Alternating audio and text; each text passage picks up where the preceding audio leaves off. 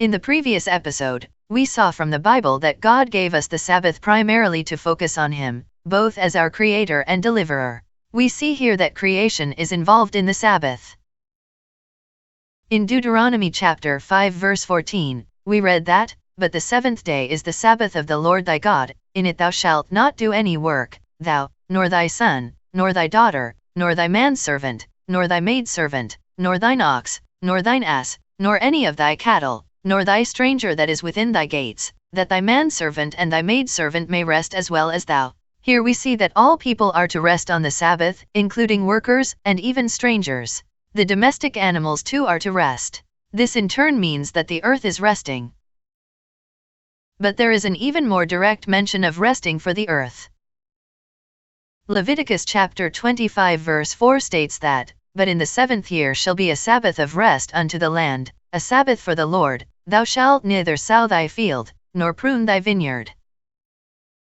Verse 6 reads, "And the Sabbath of the land shall be meat for you, for thee, and for thy servant, and for thy maid, and for thy hired servant, and for thy stranger that sojourneth with thee."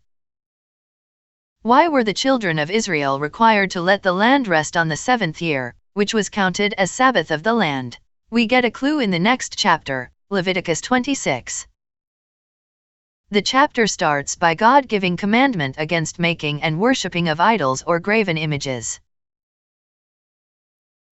The second verse re-emphasizes keeping of the Sabbath. From verse 3 to 13, God talks about the blessings for those who keep His commandments. Verse 14 to 39 outlines the curses for breaking the commandments. Verses 34 and 35 state that, "Then shall the land enjoy her Sabbaths, as long as it lieth desolate, and ye be in your enemy's land, even then shall the land rest, and enjoy her Sabbaths. As long as it lieth desolate it shall rest, because it did not rest in your Sabbaths, when ye dwelt upon it." This means that God, who created the land, wants it to rest on the Sabbath day. Otherwise, curses come, which may include environmental pollution.